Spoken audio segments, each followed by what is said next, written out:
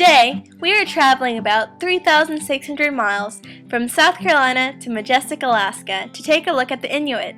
The Inuit are a group of people indigenous to Alaska and parts of Canada, and they still reside there today.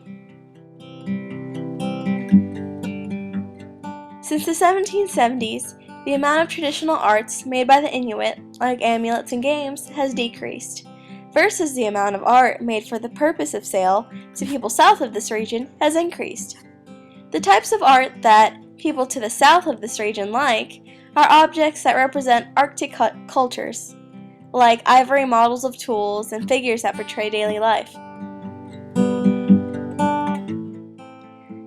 The gold rush in Alaska during the late 1800s brought many Americans to the region. While in Alaska, the gold miners bought many local goods, including Inuit-made items to take home as souvenirs. As the interest in Inuit-made items grew, the Inuit began making non-traditional items out of ivory, like salt and pepper shakers. Along with these, there were cribbage game boards and even erotic figurines being made. Another interesting novelty that arose during this time period was the billiken. In 1908, a Kansas City art teacher, Florence Spretz, created and patented a design of a Buddha-like figure. This figure became a symbol of the Alaska-Yukon region. The Inuit, of course, carved the billiken, and by 1910, the production of the billikens increased from hundreds to thousands. The production and popularity has since decreased, but the billikens made by Happy Jack, the first Inuit carver of the billikens, are sold over the internet for hundreds of thousands of dollars in the present day.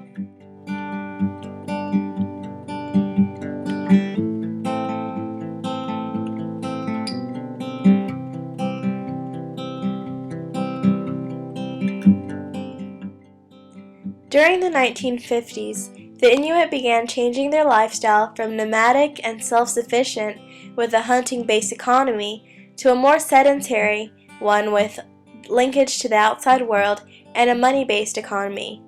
Because of the change to a more monetary economy, the Inuit have continued to sell their art. The sale of the artworks have become the single source of income for these people. They have made the art a business and at times lost the cultural meaning of the art itself. A carver, Kaninijak Putuguk, said, "A white man, if he is going to buy a carving, buys it purely by the appearance of the carving. The white people do not consider the meaning of the carving, simply the appearance of the carving."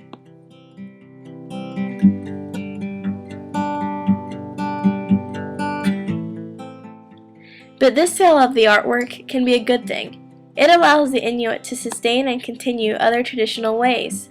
Hessel mentions that the income allows them to buy rifles and ammunition, boats and motors, snowmobiles and gasoline so that they can continue to fish for food, instead of seeking non-traditional jobs as a source of income.